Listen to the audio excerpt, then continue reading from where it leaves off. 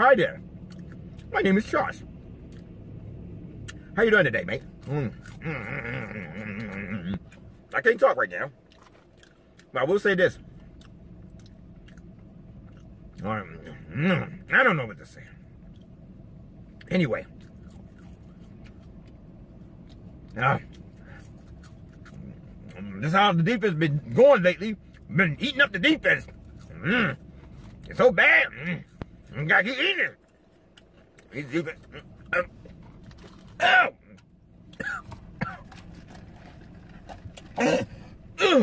that's how bad our defense misses JaVale McGee been going. Oh my God. What's up, people? It's your man Urban Lover reporting live and direct from your mama's basement. A little bit I'm med up. I'm a little bit under some meds right now, so I feel like I'm a fiend right now, you know. So please forgive me. I just feel messed up. Put it like that. I feel messed up. Anyway, I know this video is kind of late, but why not? Let's get into it. All right, the Lakers played the Nets. Lost once again. I would just say this and say it over again. And I've been saying this since we picked them up. JaVale McGee is the anchor of that defense.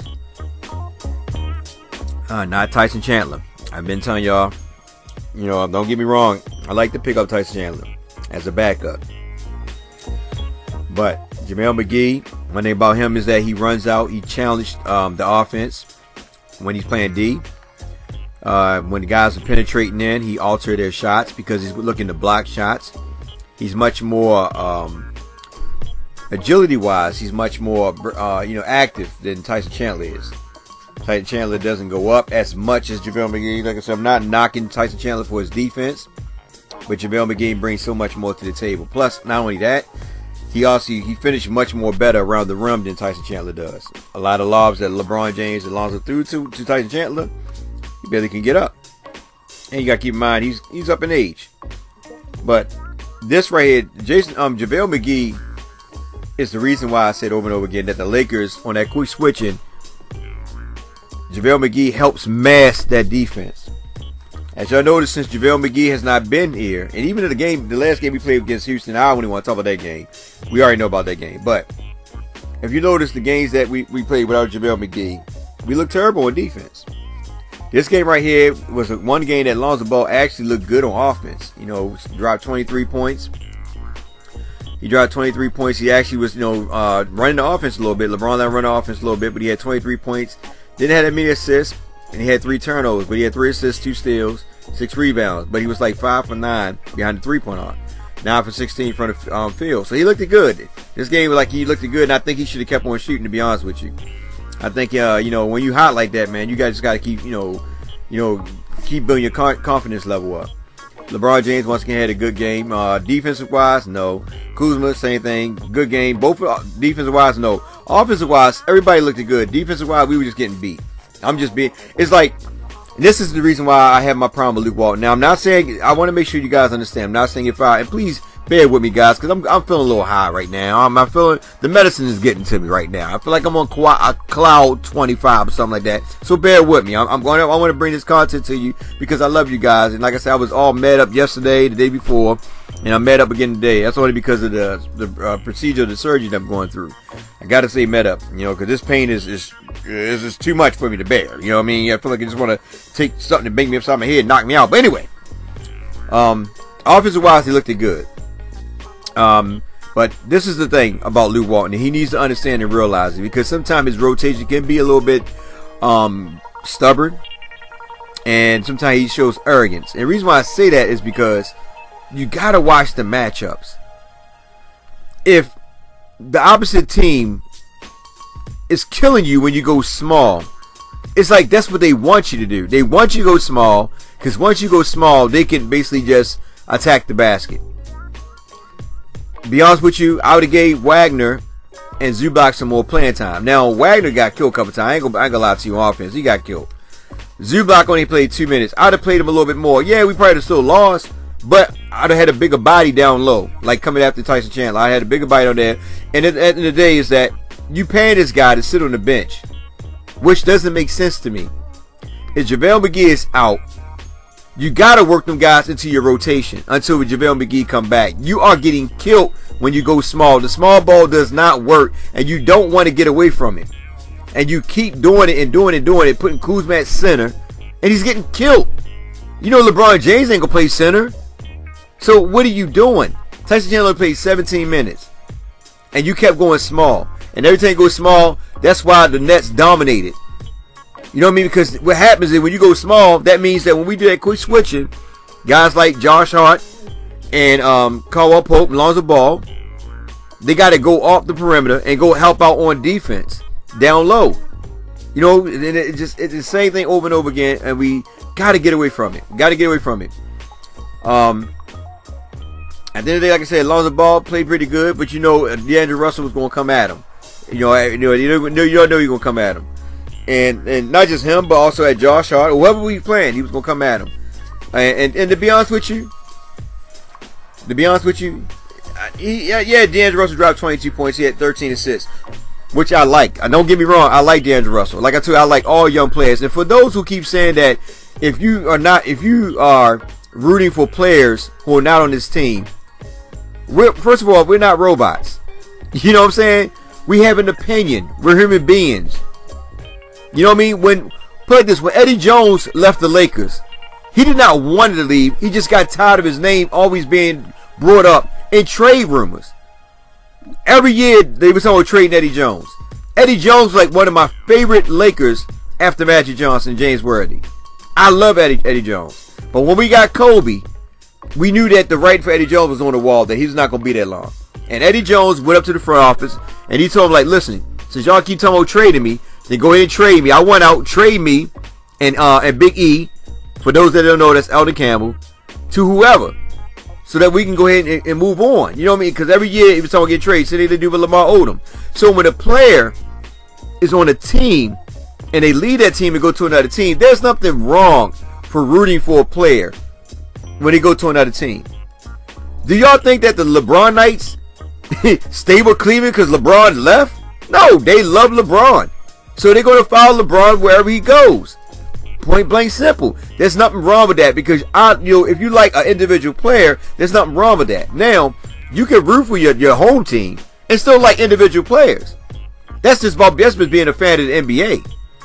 You know what I mean? Yeah, you got some hardcore fans who just like their team and their team alone, which I understand. But we all have opinions, and there's nothing wrong with that. When somebody tells you that, oh, you shouldn't be rooting for nobody else, what kind of fan are you? First of all, like I said, we're not robots. We're human beings, man. So there's nothing wrong with rooting for some of your favorite players. I root for all the young players. Sue me. I don't give a hell. You're not putting money in my pocket. You're not changing my feelings. I live and walk alone. My feet muddy every day. I don't give a heck. I love Julius Randle, Larry Nance, Jordan Clarkson, D'Angelo. And to be honest with you, y'all have to understand, if Mitch Kupchak and Jim Buss never put us in the situation they put us in, D'Angelo would be still here. They had no choice. At that time, D'Angelo Russell was the best player on the team. In order to get rid of those contracts, nobody was wanting nobody else on that team at the time. Julius Randle was still going up and down. Nobody was taking Jordan Clarkson at the time. Brent Ingram had just came. So, did he just come? I don't remember. I'm drunk. High, whatever you want to call it. But anyway, D'Angelo Russell was the only suitable trade that they could have made. And they made a trade. We got Kuzma in return of it. And now D'Angelo Russell is looking good in Brooklyn. Sometimes you need to leave a team to go somewhere else to actually be utilized with another team. Luke Walton wasn't using the guys right. Before Magic came here, all them guys was getting 25 minutes. Only one was getting 30-something minutes was Brandon Ingram. The rest of them were getting 25 minutes. That's not starter minutes. So before people criticize, say, oh, he's not doing this, he's not doing that, compare starter minutes to bench minutes, because that's what they were getting, bench minutes. 25 minutes, okay? The average starter is averaging anywhere from 35 minutes and up. The average starter. Ain't nobody playing on 25 minutes unless you're coming off the bench, or you're a defensive player and they need somebody to come in and score or something like that. But if you're the top offensive player, you getting 30-something minutes. None of them guys were getting that until Magic came. When Magic came, he told Luke to play them guys more minutes. And towards the end of the season is when they started getting 30-something minutes. So there's nothing wrong with rooting for other players on the teams. And anybody that want to root for them, man, by all means, do your thing. You know, there's people that don't like Lonzo Ball. Do we supposed to get mad because they don't like Lonzo Ball? No. They have their own opinion. Allow them to like who they want to like and let them speak who they choose to speak for. You know what I mean? We're not living in a communist country. I mean, not now. I mean, soon we probably will be, but we're not living in a country where your freedom is taken away from you. Have a freedom to express and all that. It's slowly, surely, it's disappearing, you know, for those that don't know. But at the end of the day, take this opportunity to like who you like, move how you want to move. That's all up to you, how you choose to do it. There's nothing wrong with liking other players that left the team. Like I said, all the guys are named, all the young players are named. None of them wanted out. They wanted to stay here. All right? So before we sit there and criticize this and that, you know, talk about this, because here's the thing. This is what I call hypocritical. We say, okay, we get mad when players talk about, or fans talk about D'Angelo Russell. You know, why you talking about D'Angelo Russell? You know, why? You know, D'Angelo Russell is gone now. Why are you talking about him? But yet we still talk about Julius Randle. I can go all through tweets and we see everybody talking about Julius Randle, which Julius Randle still here. For those that stay that stick to their ground and say, you know, I root for the Lakers. You know what I mean? I appreciate what they did, but when they play against the Lakers, I'm gonna root against them. Nothing wrong with that either. Everybody had their own opinion. At the end of the day, we have to understand and realize. Like when we play any of them teams, they got them young players on it. I wish them young players well. Yes, I want my Lakers to win. That'd be stupid of me not to. But I also want them young guys to have a good game. You know, because at the end of the day, we still look. Remember, but y'all have to understand and realize. Players are only on team for anywhere from 2 to 4 years. There's always opportunity of picking players back up, especially if players start developing, start looking good, and there's an opportunity for us to grab them. Why not? You know, why not? You know, allow them to go somewhere else and continue to watch and scout them. Look at Julius Randle since he went to New Orleans, getting playing time now. Playing pretty good. He was playing pretty good the previous year. Now, D'Angelo Russell, I wish them all well, man. All 4 of them. You know, I wish them all well. Even I can't think of his name right now. I'm about to pass out. Oh my gosh, I took too many painkillers. But anyway, there's nothing wrong with rooting for him. D'Angelo Russell took advantage of it. You know, took advantage of the game. You know, ice in the vein, whatever you want to call him. He did pretty good. You know, him. You know, Hollis Jefferson, Harris. They played pretty good, man. I mean, straight up. Dudley had a good game. You know, a guy that just came out of nowhere and just started banging it. You know, banging that 1-3 on LeBron, who just stood there and watched it, put his hand up. That's one big problem I have with LeBron. LeBron, and I know a lot of y'all don't want to say this, but I'm going to say it because I got to say it. Like I said before, LeBron James pick and chooses defense when he want to play defense. Some of these games we could have won, and I'm not saying, like this game we should have won. I'm be honest with you. We should have won this game. Straight up, we should have won this game. All we do is have to attack the inside, you know what I mean? But we did. We attacked it, but not as much. We settled with too many threes, and we wasn't hitting at all. Instead of us just attacking the basket, we decided to shoot jumpers. Then Whitty came off the bench. You know, he dropped 18 points, had a good field goal percentage, and he was killing him and Russell. You know, Russell ain't really shoot as good, besides 3-pointers, but other than that, he was 9 for 21, but he had 13 assists. And a lot of assists led to easy baskets. Actually, like I told somebody on Twitter, D'Angelo Russell, they went on a 11-0 run? No, I'm sorry. Freaking Brooklyn was killing when D'Angelo came in there. When he went out, Lakers went an 11-0 run. And then when D'Angelo came back, Brooklyn went back up. You know, he was getting everybody involved, and that's one thing. Like I said, I respect them players. But look, the Lakers played good, offensive wise, defensive wise, we didn't look good. And the biggest thing at all, you're not going to win if you're not hitting free throws. You're not hitting free throws at all. The Lakers had the advantage in free throws. We shot 23 free throws. We only made 53 of them, 53% of them, well 56%. We only made 13. Like I said, if we at least made 80% of our free throws, we'd have won this game. Another game that we could have won. But basically, once again, free throws. Free throws. So, I like the idea that, you know, our offense looked good. You know, like I said, Lonzo Ball got off to a good start. He was killing. You know, he scored 11 points in the first quarter, I believe. And that's why, if I was LeBron James, I'd have kept feeding him. Even if we lost, I still would have kept feeding him. I would have built his confidence up. This game, Lonzo Ball could have hit 30 points if he wanted to. But you got to feed him, and you got to build his confidence up.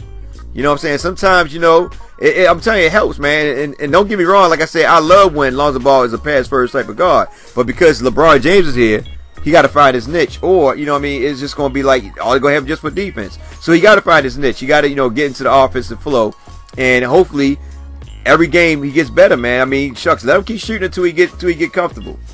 You know, but I want to talk about another thing real quick. All right. So there was a conversation that came out, and I know everybody's so pumped about Anthony Davis.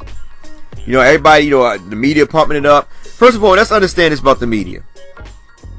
I take everything with a grain of salt, straight like that. And the reason why I say this is because a lot of stuff is just rumors and speculations. One thing about the media, because like I said before, ESPN and Fox Sports, all the main topics they talk about is LeBron James and the Lakers. They don't talk about Denver being in first place. They barely talk about the Golden State Warriors. The only time they talk about the Golden State Warriors is when Kevin Durant says something to the media. They don't talk about the Toronto Raptors. You know, they don't talk about none of these other teams. You know what I mean? It's always about LeBron and the Lakers. And I know a lot of fans say that, you know, they're always against the Lakers. No, they're not always against the Lakers. You know, at the end of the day, you have to look from it. You have to look at the games from a non-biased standpoint. At the end of the day, Lakers and LeBron +2 brings high revenue to the NBA. It's ratings, stories. It keeps it going. That's why they was hoping that LeBron went to LA, because it gives them something to talk about. Right now, they got to find something to pull up. You know, first they talk about Kevin Durant coming to LA, Kawhi coming to LA, Jimmy Butler coming to LA. It's everybody, every phrase you think about. Oh, Klay Thompson coming to LA. Even as far Michael Thompson was talking about, yeah, I'm gonna get him to come to LA. You know what I'm saying? So everything is about these superstars coming to LA. But not one of them say, I'm coming. And I know you can't talk about that, you know, you can get fined and stuff like that, which is understandable. But I look at it like this. I look at Anthony Davis, and I'm gonna say this. Unless I hear from Anthony Davis himself or people within his camp, I take everything with a grain of salt. I don't believe everything they say, because the media pushes that agenda. They push it because why? If you keep saying, it's like this. All right, sound triggers something sound triggers something within your mental. So if I play a record, right? Listen close to me now, guys. I'm gonna hit y'all with a little bit knowledge, okay? If I play a record, and even though the music might be, the lyrics might be garbage, but because the beat is hot, after them playing over and over and over again, the beat will draw you in. Next thing you know, you start basically saying whatever that lyric is. So if the media keep pumping out Anthony Davis, eventually they trying to get him to a point where he can give in. And this is why I'm saying this, because Anthony Davis clearly stated, all right, first they asked LeBron James, and they try to twist his word. That's one thing about the media. All they asked LeBron James, about how would he feel about Anthony Davis coming to LA. And LeBron James just said that would be amazing. James told ESPN on Tuesday before the Lakers 115-110 loss to the Brooklyn Nets, referring to the Lakers landing Davis through a trade. He said that would be amazing. Like, duh, that would be incredible. Oh, he's saying that it makes sense. Like, who wouldn't want somebody like Anthony Davis on their team? We just say, nah, I'm good with the young guys. No, it makes sense. But he didn't say nothing about trading. They hyped it up themselves. They took it and twisted words, twisted things. Remember when LeBron James said about Kevin Durant, when they were talking about Kevin Durant speaking about being in LeBron's circle is toxic, and they took it and twisted. And why LeBron James came out and said, listen, before I quote on it or comment on it, I gotta look at the whole footage, because I know how the media operates. And that's what they're doing right now. What they're doing is getting you, the fan, to chime in to say, yeah, let's get Anthony Davis. He's coming to LA. Anthony Davis never said it out of his mouth.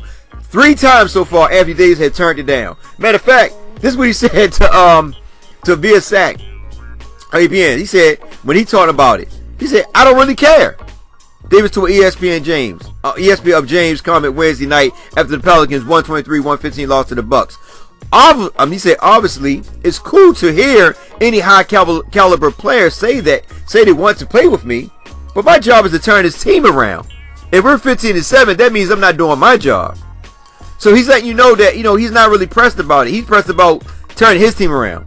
And then they asked him about, about the free agency and stuff like that. Because, in 2020, he's eligible for a 5-year, $239 million Supermax extension. And he said, when that time comes, of course we will see. Davis said, I love my New Orleans. I love the fans. I talk their slang. I love their food. So he's going to give them to 2020, probably 2020 to see what they're going to do. Just because, you know, the media is blowing it up, that doesn't mean Anthony Davis say he want to come here. You never heard it once out of his camp or out of his mouth. Oh yeah, I would let it go. And I know people say, well, you know, the status quo, he's not going to say it because he's with New Orleans, which makes sense. But at the end of the day, if he went out, you went out. I don't care who you are. When Dwight Howard went out in Orlando, he spoke about it. When Paul George went out, he spoke about it. When Kwame went out, he spoke about it. So you have a right to speak about it. You went out if you went out. So right now, at the end of the day, until Anthony Davis or his camp say that they want, you know, did they want out, whatever, he went out, then it's just hearsay. That's how I look at it. Straight hearsay. You know, and that's the whole thing in the bottom line. It's straight hearsay. So I try not to get too caught up in all that hype, the rumors and all that, unless I hear it from the camp himself. That's why I say I don't dig rumors. You know what I mean? Because at the end of the day, I'm worrying about what we got now and what we're going to do going forward. You know, that's my thing I'm concerned about. The development of the young players and LeBron James as a mentor helping carry these young players to the next level. That's all I'm concerned about. Other than that, you know, it is what it is. Free agents, like I said, we all hyped about getting AD, but y'all keep forgetting we got a lot of people that's going to be free agents at the end of the season. A lot of people. So we can pick and choose. And a lot of y'all, and here's the thing. Everybody's so caught up on AD. Did y'all forget that if DeMarcus Cousins is 100% healthy, that he's a free agent? Think about it. If he comes back healthy, I know some people say, well, you don't come back from Achilles, whatever. It doesn't matter. We don't know until we see him hit the floor. And if he come back healthy, because remember they already said that he's ahead of his schedule. So if he come back healthy and he come turn it up, he's a free agent at the end of the season. So think about it. We worry about Anthony Davis. We can sign DeMarcus Cousins to a 4-year deal if he's healthy, and bring JaVale McGee back as a backup center. Did y'all ever think about those apples? Anyway, it's your man Urban Lover. Like, share, subscribe. I want to talk some more to you guys, but I'm about to pass out. I can't hold it no more. I got to go. Y'all have a blessed one. Be safe out there. Take care. And most of all, I don't know what else to say. But y'all know what it is.